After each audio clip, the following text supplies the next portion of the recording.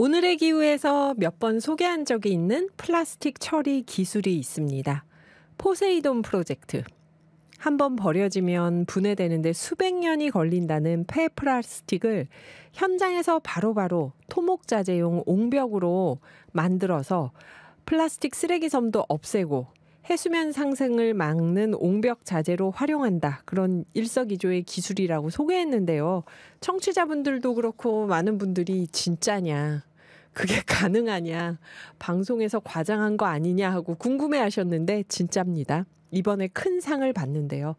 에디슨의 업적을 기리기 위해서 미국에서 만든 세계 최고의 권위 있는 혁신상 에디슨 어워즈 본상 수상이 확정됐다고 합니다. 자, 그럼 이제 다들 믿으시겠죠? 포세이돈 프로젝트. 오늘 수상의 주인공을 모셨습니다. 한국저역량개발협회장 맡고 계신 최경영 아주대 겸임 교수님 나오셨습니다. 안녕하세요. 안녕하세요. 네, 사실 선생님 처음 포세이돈 프로젝트 말씀하실 때 작년 봄, 여름 그때 진행하면서 저도 100% 믿지는 않았는데 두 번, 세 번 반복되니까 이제 믿음이 가더라고요. 근데 이제 청취자분들께 당당하게 에디슨 어워즈를 받았다, 이게 진짜다 하고 얘기할 수 있는데, 에디슨 어워즈는 우리가 다 알고 있는 그 미국 발명가 에디슨을 기리는 상인가요? 예, 맞습니다. 우선 축하해 주셔서 감사드리고요. 네네.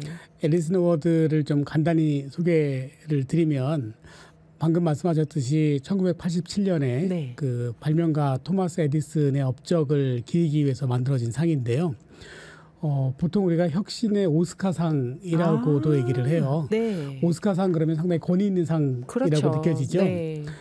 마찬가지로 세계에서 가장 혁신적인 제품, 그리고 기술, 서비스 이런 것들을 개발한 리더들한테 주어지게 되는데요. 네. 이 상은 결국 그러니까 에디슨과 그의 팀, 그러니까 혼자 연구한 게 아니죠. 그의 팀에 보여준 꾸준한 그 성과와 혁신, 독창성, 창의성 이런 것들에 대한 최고의 인정을 의미하는 그러한 상이라고 볼 수 있습니다. 네, 그렇죠. 에디슨도 팀이 있었죠, 같이 하는. 그럼 선생님이 상 받으러 이제 미국 가시는 건가요? 예. 언제 가시나요? 이번 상은 그 4월 2일, 3일 양일간에 걸쳐서 이루어지게 되는데요. 미국 플로리다의 포트마이어라고 하는 도시예요. 이 포트마이어는 그 에디슨이 주로 연구 활동을 진행했던 의미 있는 지역이라고 합니다. 네. 그래서 여기서 이제 시상식이 열리는데요.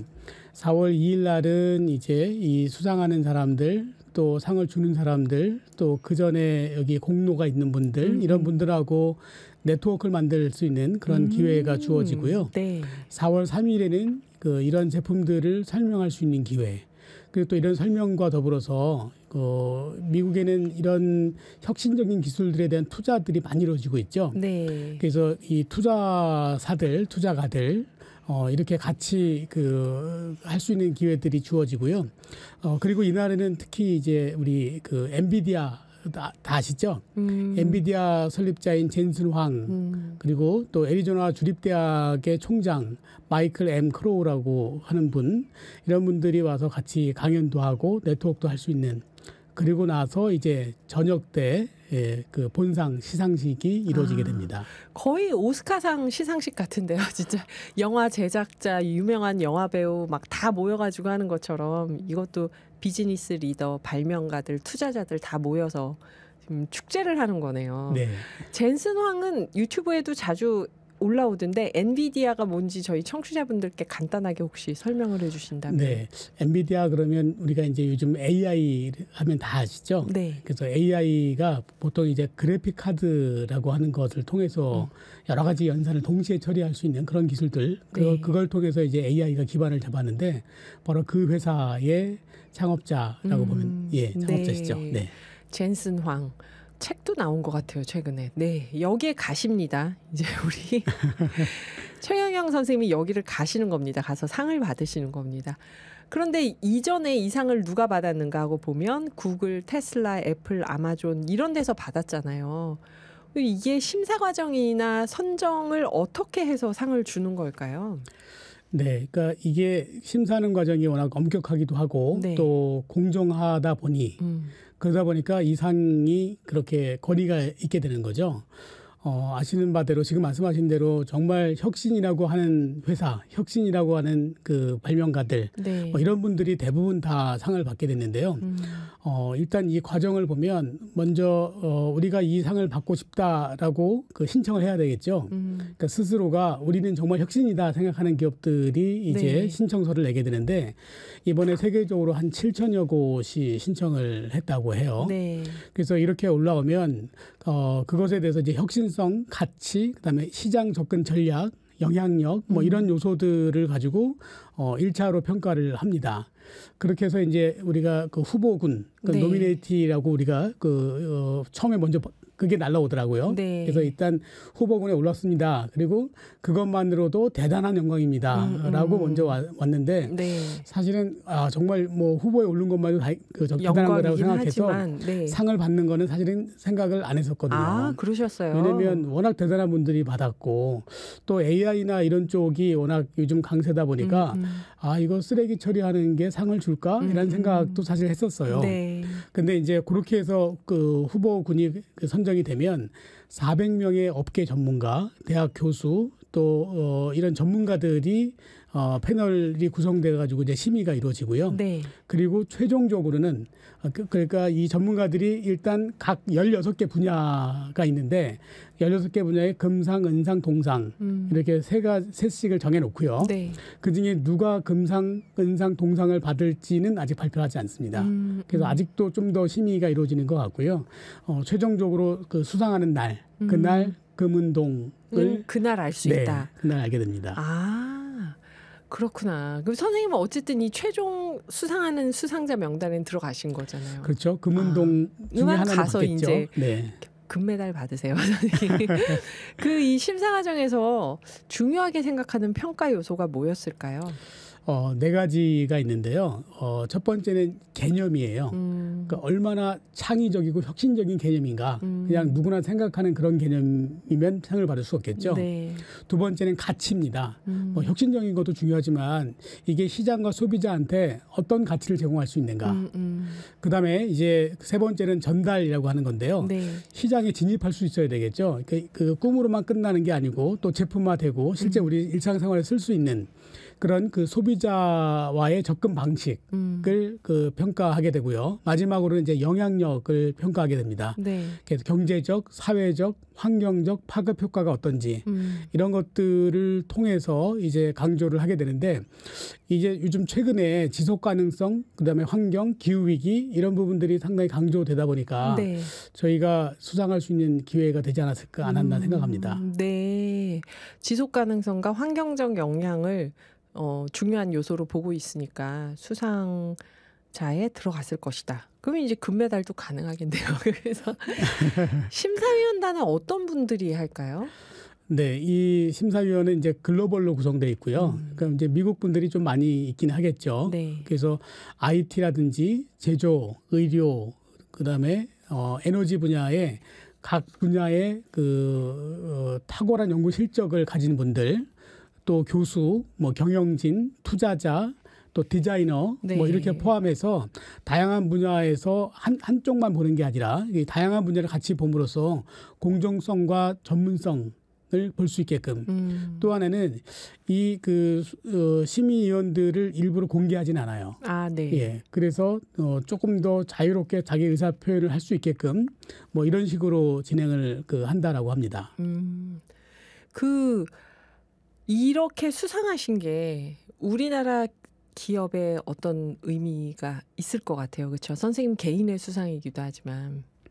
우리나라가 기후 테크 분야에 유니콘 기업을 2030년까지 10개를 키우겠다라고 얘기를 했고요. 언제 했나요? 2030년까지 유니콘 기업을 10개 키우겠다. 그 이제 작년에 탄소 중립 녹색 성장 위원회, 네. 그다음에 환경부, 조달청, 뭐 특허청 등등 이 정부 쪽 분들과 그다음에 이제 산업은행, 그다음에 창업 창투사들, 네. 기보, 신보 뭐 이렇게 금융권 이렇게 같이 모여서 챌린지 X라고 하는 걸 주직을 했어요. 네. 그래서 기후테크가 우리의 미래다. 그래서 이제 기후테크 기업을 10개를 키우겠다라고 했는데 사실 뭐 저희는 거기에는 들어가지 못했었죠. 네네. 왜냐하면 아직까지 이 자원순환 쓰레기 쪽에는 사실 그렇게 크게 주목을 받지 못했었는데 네. 이번에 저희가 국내가 아니라 미국에서 세계에서 인정을 받았고 에디슨 어워드를 받았기 때문에 적어도 국내에서가 아니라 세계적인 유니콘 기업이 될 수 있도록 그런 가능성이 열리지 않았는가라고 생각을 합니다. 그렇죠. 오히려 이런 게 기후테크다 하고 딱 생각하고 있는 그 틀을 바꿔주신 계기도 되겠어요. 이게. 예. 네. 이번에 그래서 본론으로 뭘로 이상을 받으셨나 해서 폐플라스틱 옹벽 기술이다 제가 처음 얘기했는데요. 요거를 한번 다시 소개를 해주신다면요. 네. 한마디로 말씀을 드리면 정말 생태계의 인류와 생태계의 존재를 그러니까 다양성 그다음에 존립을 위협했던 플라스틱. 네. 그래서 너무너무나 중요했기 때문에 전 세계 리더들이 모여서 이 플라스틱 협약을 하자라고 했었었죠. 네. 그런데 이걸 가지고 또 하나의 패러다임이 뭐냐면 기후위기가 점점 더 심각해지고 있다는 거죠. 그런데 이 두 가지를 동시에 해결할 수 있는 방법. 네. 그래서 저희가 그 에코 매직 블럭 또 이런 방식을 에코 C 큐브라고 이름을 붙였었는데요. 네. 이 부분들 우리가 플라스틱이 어떤 점이 장점이다라는 얘기 했었잖아요. 네. 그 신이 인간에 준 가장 큰 선물이 플라스틱이다라고 말씀을 드렸고 그중에 플라스틱이 어떤 점이 장점이었냐면 아주 다양한 용도로 쓸 수 있다. 또 내구성이 아주 좋아서 오래 쓸 수 있다. 이게 장점이었는데 네. 반대로 이게 아주 치명적인 약점이 되었던 거였죠. 그래서 이게 자연 상태에서 분해되는데 수백 년이 걸리고 네. 또 분해되지 않은 상태로 우리 그 빨대가 거북이 코에 꽂혀 있던 모습들, 네. 또 새가 비닐봉지나 이런 것들 먹어가지고 죽었던 모습들, 이런 것들 또 그게 또 조금씩 잘려주고 분해되는 과정에선 미세 플라스틱, 나노 플라스틱이 만들어지고 그게 우리 혈관을 통해서 뇌에 많이 축적이 된다 그래요. 네네. 그래서 치매에 걸린 사람이 정상적인 사람보다 10배 많은 플라스틱이 뇌에서 발견됐다. 또 요즘은 각종 암, 네. 또 면역 체계 이런 것에도 실질적으로 아주 큰 영향을 미친다라고 하는 연구 보고서들이 계속 나오고 있어요. 그래서 이런 것들을 생태계로 가서 문제가 일으키게 하지 않을 뿐만 아니라 이걸 가지고 기후위기를 극복하는 데 쓸 수 있다. 이게 바로 이제 그 패러다임의 전환이라고 평가를 받은 것 같고요. 네. 또 하나는 결국은 이걸 가지고 플라스틱을 우리가 기후위기를 극복하면서 땅속에 구조적인 역할을 하면서 저장이 되잖아요. 네. 그동안에 기후 테크 중에서 공기 중에는 이산화탄소를 잡아서 땅에서 묻자. 그러니까 기름이 땅 속에서 퍼내서 이산화탄소가 발생했던 거니까 이산화탄소 다시 모아서 땅에 묻자. 땅속으로 다시 보내자. 예, 그게 이제 CCUS 탄소 네. 포집 저장 기술이라고 했는데 네. 사실 지금 우리 플라스틱은 대부분 다 태워지고 있거든요. 그런데 공기 중으로 그냥 퍼지는 거네요. 엄청난 CO2가 나오는 거잖아요. 그렇죠. 근데 그걸 태우지 않고 땅에 저장해 놓는 것이 바로 탄소 포집. 그래서 이제 잘못 생각하면 얘기를 듣고 플라스틱을 땅에 묻으면 어떻게 되는 거야? 토양은 이렇게 생각할 수 있는데 네. 선생님이 마저 설명해 주시면 예. 그래서 그 탄소 포집은 지금 말씀하신 것처럼 네. 그래요? 그러면 잘 썩지도 않은데 수백 년 후에 어떻게 할 건데라고 그렇죠. 하는 이야기. 네. 그게 이제 사실은 되게 중요한 이슈일 수도 있어요. 근데 중요한 게 뭐냐면 지금도 플라스틱에 에너지를 많이 가하면 다시 기름으로 만들 수도 있고요. 아하. 다시 플라스틱 원재료로도 만들 수도 있고요. 네. 또 그걸 가지고 탄소 섬유도 만들 수가 있거든요. 문제는 에너지가 많이 든다. 네. 그리고 그런 과정에서 또 여러 가지 탄소 배출이 또 된다. 예, 그런데 적어도 우리가 50년 내지 100년 이내에는 핵 융합 발전이라고 하는 게 상용화가 될 것이고 그리고 이게 충분한 기간 동안 거기에 역할을 해준다면 그때 가서는 우리도 산유국처럼 그 자원을 꺼내서 이걸로 플라스틱을. 예, 여러 가지 자원들을 만들어낼 수 있지 않을까라고 생각합니다. 이 얘기가 이해가 되시는 분들도 있고 신기하지만 뭐지 하는 분들도 있을 텐데 저희가 5부에서 이어가 보겠습니다. 세계 최고 권위의 혁신상 에디스상 본상을 수상하게 되신 최경영 선생님과 이야기 나누고 있습니다. 폐플라스틱 옹벽 기술 5부에서 이어가 볼게요. 오늘 폐플라스틱 옹벽 기술로 세계 최고 권위의 혁신상 에디슨 어워즈, 에디슨상 본상을 받으시는 최경영 선생님과 이야기 나누고 있습니다. 4부에 이어서 본격적으로 이야기 더 들어보겠는데요. 선생님, 아까 4부에서 폐플라스틱 옹벽 기술에 대한 얘기 해주시다가 이제 저희가 얘기를 좀 마무리를 했는데 그걸 청취자분들께 조금 더 자세히 설명을 해주시면 이제 폐플라스틱을 가지고 무얼 만들어서 저는 말씀 중에 그게 재밌었거든요. 우리가 앞으로 소형 원자로 기술 그게 더 개발이 됐을 때 발전했을 때 이걸 꺼내서 산유국처럼 쓸 수 있다. 그러니까 폐플라스틱 옹벽 기술이 뭔지 하고 지금 말씀해 주신 부분하고 조금 더 설명을 해 주신다면요. 네.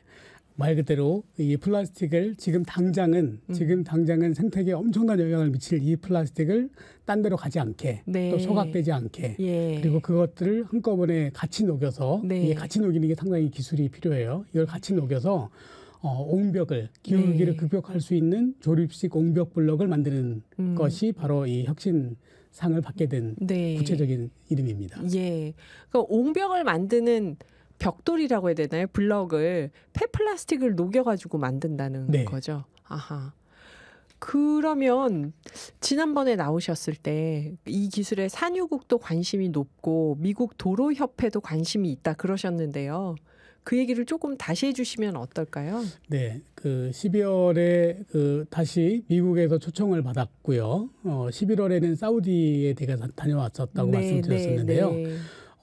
반응이 너무 좋아서 미국에서 다시 한번 좀 발표해달라고 해서 다녀왔었어요. 아, 네.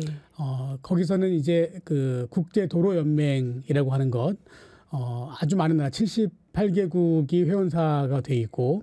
그 78개국에 우리 한국 도로공사가 있는 것처럼 이 도로에 관련된 역할을 하는 기업, 네. 공기업이죠. 네. 이런 데가 다 회원사로 되어 있어요. 국제도로연맹. 예, 그래서 국제도로연맹이 저희 한국 저영양개발협회 어쩌면 뭐 되게 조그만 조직이잖아요. 국제도로연맹하고 비교하면 네. 보이지도 않을 건데 저희 협회하고 업무 협약을 맺자라고 했어요. 네. 어떤 분야의 업무 협약이냐면 사실 국제도로연맹 말 그대로 도로지 않습니까? 근데 이 부분에도 탈탄소 지속 가능이라는 게 아주 중요한 아젠다로 떠오르고 있거든요. 아, 국제도로연맹에서도요. 네. 그래서 도로의 탈탄소 지속 가능.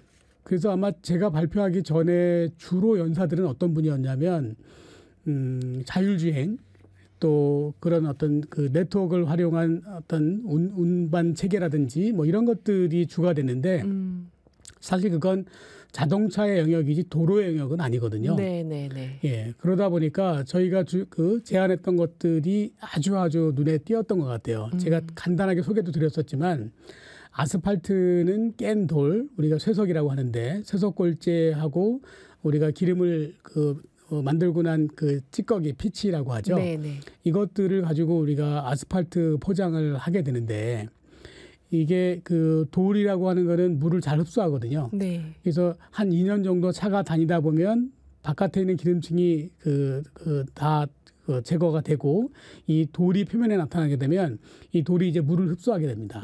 그래서 비가 오면 여러 군데 이게 포트홀들이 발생하죠. 네. 예, 바로 이런 현상 때문에 발생을 하게 되는데 그래서 저희가 이 돌을 대신해서 네. 폐플라스틱을 펠렛화하고 그리고 이 펠렛이 그러면 단단해야 되겠죠. 그래서 여기에 이제 용광로에서 나오는 찌꺼기라든지 이런 것들을 혼입해서 돌처럼 단단하게 만들어주고 하지만 플라스틱 즉 원유 유래이기 때문에 그 피치하고는 서로 아주 잘 반응이 되겠죠. 그러니까 비가 와도 여기에 흡수가 되지 않을 거고 그렇게 함으로써 10년, 20년 수리하지 않아도 포트홀이 발생하지 않는 장수명의 고성능 아스팔트를 제안을 했었고요. 또 도로를 만들다 보면 주변에서 낙석이 떨어지기도 하고 여러 가지 또 구조물을 보호해야 되기도 할 건데 네. 그런 측면에서의 우리 옹벽 블럭, 아스팔트 네. 뭐 이런 것들을 제안했더니 이게 정말 세계의 도로에 쓰일 수 있도록 연구비도 지원할 의사가 있고 그리고 그게 이제 도로에 쓰이려면 표준이라든지 시방서라든지 뭐 이런 제도 같은 것들이 보완이 돼야 되겠죠.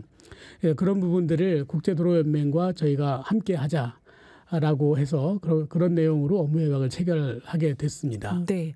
국제도로연맹 또 그때 말씀하실 때 사우디 국영 석유 기업이라고 할 수 있는 아람코에서도 네. 굉장히 네. 관심이 많았다고 했잖아요. 그래서 이게 옹벽을 만든다는 거하고 그 폐플라스틱으로 조각을 만들어서 골재 대신 아스팔트를 깔 때 사용하게 하면은 기름길이 더 융합이 잘 되니까 구멍이 안 생길 거다. 포트홀, 흠이 안 생길 거다. 이런 기술 얘기를 듣다 보면요, 선생님, 우리나라에서 하신 거죠. 그러니까 외국 연구자들하고 뭔가 협업을 하거나 외국 기업과 협업을 하신 게 아니고 지금 우리 기업에서 선생님이 주관을 해서 하신 거잖아요, 이게. 네, 지금까지는 그랬고요. 네. 이제 이걸 좀 더 글로벌하게 하자고 연구비 또 그런 것들을 함께 하려고 하는 그 해외의 많은 기업가들, 네. 아람코를 포함해서 이렇게 연락이 오고 있습니다. 네, 참 대단하십니다. 근데 지난번에 부산에서 국제 플라스틱 협약이 있을 때 그때도 우리 프로그램 나와서 얘기를 해주셨었는데 이거 이제 그때 협약을 다 못했으니까 한 번 더 한다고 그러잖아요. 그럼 포세이돈 프로젝트도 그 올해 새롭게 모이는 국제 플라스틱 협약 후속 회의에 함께 가시는 건가요? 거기서?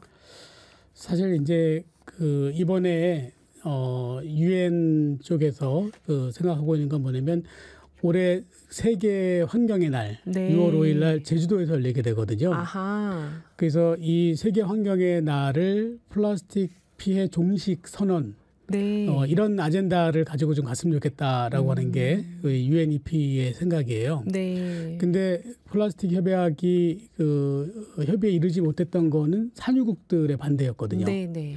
말씀드렸듯이 산유국은 생존의 문제지 않습니까? 뭐 전기차라든지 뭐 그 발전소라든지 이런 것도 다 이제 신재생 에너지 쪽으로 간다 그러면 사실 산유국들이 준비할 수 있는 기간이 별로 없죠.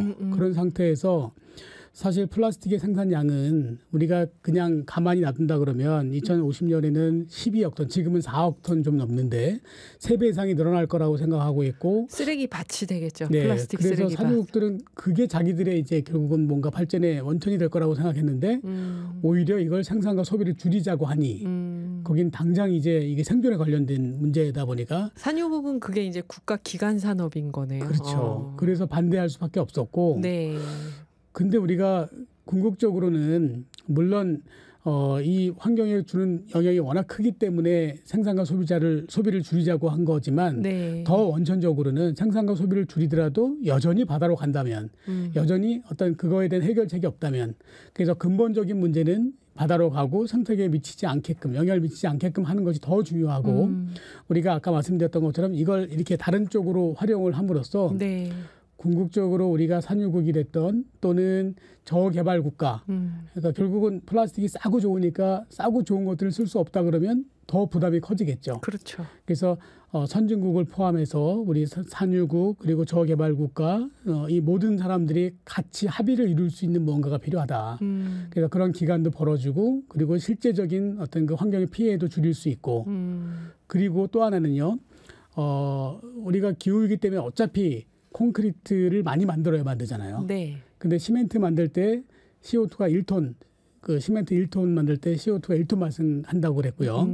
또 그게 힘을 갖기 위해서는 안에 철근 같은 게 들어가야 되거든요. 네, 네. 자, 그런데 철강이라든지 또는 시멘트, 석유화학 이 세 가지가 이산화탄소를 가장 많이 발생시키는 3대 오염 사업이거든요. 네, 네. 근데 이 세 가지를 물론 전부 다 줄이지는 않겠지만 우리가 기후 위기 때문에 더 추가적으로 만들어야 될 것들 뭐 이런 것들을 충분히 줄일 수 있다면 여러 가지 분야에서 근데 그게 그렇게 만든 게 콘크리트 만든 블록보다 더 싸다. 그런데 더 품질이 좋다. 그래서 큰 지진이 오고 홍수가 와도 견딜 수 있다라고 한다면 그러면 우리가 모두가 같이 그 수용할 수 있는 안을 만들어낼 수 있지 않을까라고 생각하는 거죠. 아, 그러면 다음번 플라스틱 협약 전에 산유국을 설득할 수 있는 중재안에 선생님께서 지금 얘기하신 이 폐플라스틱 옹벽이나 이런 기술이 중요한 역할을 할 수 있겠네요. 사실 그 IRF 회장님이 네. 사우디 왕족이고 전 교통부 장관을 역임하셨던 분이에요. 국제도로연맹 회장님이요. 네. 그래서 네. 그분이 그런 말씀을 하세요. 나를 초대해달라. 아하. 그러면 내가 산유국들은 설득해볼게. 이렇게 좋은 안이 있는데, 그러니까 사실 산유국들도 플라스틱 문제가 심각하고, 뭐 왜냐면 본인들도 물고기를 그쵸. 먹고 있고, 사막에도 플라스틱이 문제가 될 거 아니에요. 본인들도 네. 심각한 거 알기 때문에 네, 네, 네. 뭐 플라스틱 더 생산해가지고 환경에 문제되는 거가 되게 이렇게 꺼림직하겠죠. 그렇죠. 하지만 국가의 존망이 걸려 있는 건데, 근데 이런 방식이라면 이거면 내가 우리 산유국들 설득해 볼 수 있겠다. 그래서 나를 꼭 초청해 달라라고 부탁을 하실 정도로 그래서 사실은 한번 그분을 초청해서 같이 한번 해보면 어떨까라는 생각들을 가지고 좀 추진해 보려고 합니다. 선생님 이거 만약에 플라스틱 협약이 맺어지는데 기여를 하시면은 에디슨 상에 이어서 노벨 평화상 이런 거 올라가시는 거 아닌가요? 이거 진짜 중요한 문제인데 사실 궁금했지만 저희가 속으로만 여쭤봤던 게 있어요. 이런 기존에 없었던 기술 기업 운영하시는 분들은 뭐 세계 최초는 하지 말아라 너무 힘들다 외롭다 그런 얘기들을 하시는데 최경영 회장님은 지금 사실상 이 처음 가는 길인데요. 이게 다 세계 최초로 하는 일에 후회를 해보거나 외롭거나 괴롭거나 이럴 때는 없었나요? 저는 그동안 한 35년간 이쪽 분야 연구를 해왔고요. 300여 개의 특허 실용신안 디자인을 등록을 받았어요. 300여 개요? 예. 네. 근데 대부분 세상에 없는 새로운 것들을 만들어냈었거든요. 거의 1년에 10개씩 하신 건데요. 네. 네. 근데 그러다 보니까 정말 어려움이 뭐냐면 우리가 그동안에 특히 이쪽 분야, 토목이나 이쪽 분야는 일본 또는 뭐 미국 또는 뭐 독일 이런 데 전시회 같은 데 가서 카탈로그를 가지고 오고 그리고 그걸 모방하고 흉내를 내서 제품을 만들어냈고 그리고 그걸 사용하는 데 있어서 아주 익숙해져 있어요. 네. 그래서 이걸 만드는 그 기업들뿐만 아니라 또 이걸 써주는 공무원들 역시 해외에서 미국에서 또는 일본에서 그 어디에 했었다라고 하면 그냥 아무것도 묻지 않고 써주거든요. 네, 네. 문제는 이게 우리가 새로 개발한 거면 네. 당연히 실적이 없겠죠. 아하. 해외에는 당연히 없을 거고 국내에도 처음 만들어지는 거면 그렇죠. 실적이 없지 않습니까? 그래서 기술은 좋다라고 평가가 됐는데 이걸 현실에다 적용하는 게 너무나 어려운 거예요. 적어도 기술을 인정해 줄 때는 이걸 실현할 수 있는 어떤 현장도 만들어줄 수 있는 그래서 검증할 수 있는 기회도 주는 것이 중요한데 네. 지금까지 이런 것이 너무 좀 쉽지 않았다. 그래서 이제 우리가 그 선진국의 대열에 들어왔다고 얘기를 하지 않습니까? 네, 네. 아마도 산업혁명 이후에 정말 그리고 우리 그 6.25 전쟁 이후에 정말 열심히 달려서 온 국민이 똘똘 뭉쳐서 열심히 달려서 선진국 입구에는 이렇게 터치다운을 했던 것 같아요. 네. 근데 요즘 그 지난번 코로나 이후로 또 우리 한류 열풍 문화 뭐 하물며 먹방까지도 음식까지도 네. 이렇게 무언가 우리가 세계를 주도할 수 있는 그런 분위기들이 만들어졌는데 이제는 새로운 패러다임으로 가야 되겠다. 지금까지 우리가 선진국에서 기술을 배워왔고 그들을 쫓아가는 쪽에는 어느 정도 쫓아왔다고 보지만 그들을 넘어서기 쉽지 않을 거예요. 그렇다면 이제 새로운 분야, 바로 환경, 기후위기, 그리고 플라스틱 문제 이런 문제를 우리 한반도는 봄, 여름, 가을, 겨울이 워낙 차이가 많이 났잖아요. 네. 정말 뜨겁고 정말 추웠고 저희 계절에 한 13개 있는 것 같아요. 우리나라. 그죠. 또 비는 엄청나게 많이 오기도 오고, 하고 막 진짜. 가물고 폭설오고. 예. 예. 이런 것들 이런 경험들을 통해서 우리가 세계를 끌어갈 수 있는 그런 기회가 되지 않을까라고 생각을 합니다. 아, 네. 그러니까 세계 최초면은 우리도 스스로 그거 검증된 적이 없지 않아? 이렇게 생각할 수 있는데 그 검증할 수 있는 기회도 우리가 직접 만들어주면서 세계를 끌고 갈 수 있는 기술을 내야 된다. 이 기술을 혹시 저희 저개발 국가들 보면 우리보다 플라스틱을 더 많이 쓴다고 오해를 할 만큼 플라스틱 쓰레기들이 막 바다, 강, 거리에 막 있잖아요. 또 인도 겐지스강 같은 경우도 플라스틱 떠다니는 모습 나오고 그러는데 이 기술을 다른 저개발국에 적용할 계획은 없으신가요? 지난번에 우리가 아이언스5 다시 말씀드리지만 그때 이제 많은 분들이 왔었어요. 부산 플라스틱 협약이요. 네. 네. 그 플라스틱에 관심이 있는 NGO들 또 환경부 공무원들 네. 뭐 이런 많은 분들이 왔었는데요. 그 중에 이제 한 분이 가나에서 오신 분이었는데 아마 얼마 전에 그 뉴스에서 나왔던 거, 그러니까 우리가 내가 이 옷을 좀 헌옷이긴 하지만 깨끗하게 잘 헌옷함에 집어넣어주면 누군가가 고마움이 있겠지라고 네. 우리가 그렇게 막 버렸던 생각했는데 그런 옷들이 가나에 다 쌓여져 있었고 실제로 거기서는 뭐 몇 프로도 이용되지 않고 나머지가 다 산더미처럼 쌓여 있고 거기에 불이 나서 꺼지지도 않고 위에 가스가 나오기도 하고 또 거기 있는 동물들이 풀 대신에 그걸 먹어서 배가 아주 빵빵해지고 그래서 죽어가고 이런 모습들을 우리 대한민국 그 TV에서 봤던 기억이 납니다. 가나의 이런 문제, 이런 심각한 문제를 직접적으로 경험하고 있던 NGO 단체가 얼마 전에 연락이 왔어요. 물론 이제 부산에서 만났던 분이지만 정말 자기네 나라 이 문제가 심각하다. 그리고 이 문제를 같이 극복했으면 좋겠다. 그래서 가나의 환경부 그리고 NGO 그리고 가나에서 이걸 그 사업을 하기로 희망하는 그 사업가 이렇게 해서 현재 지금 이제 그 화상회의를 진행하고 있고요. 아마도 거기에는 상당히 빠르게 우리의 기술들이 진출할 수 있을 거라고 보여지고요. 거기뿐만 아니라 아까 인도 겐지지강도 말씀하셨잖아요. 실제로 겐지지강에 그 쓰레기들, 플라스틱 써 있는 것들, 그걸 건져내기만 해도 상당히 중요한 의미가 있죠. 그래서 겐지지강에 그것도 하고 싶어 하는 분들이 역시 연락을 해오고 있고요. 필리핀이라든지 또 말레이시아라든지 아주 많은 국가에서 이 플라스틱 문제의 심각성 그리고 실제적인 해결책이 아마 저희가 제시한 것이 되지 않을까라고 해서 아주 긴밀하게 지금 추진을 하고 있는 중입니다. 폐플라스틱이 다시 자원이 될 수 있다면 그게 해법이 될 테니까 선생님 오늘도 참 흥미진진하게 저희가 들었는데 에디슨 어워즈 받으실 때 그 시상식 장면 유튜브로 핸드폰 동영상으로 찍어서 보내주시면 안 되나요? 진짜 궁금한데 끝으로 우리 청취자분들께 하시고 싶은 말씀이 있다면요. 에디슨 어워즈 특히나 이 플라스틱 문제를 해결하는 기술로 우리가 받게 됐다라는 것에 의미를 더 한층 두고 싶고요.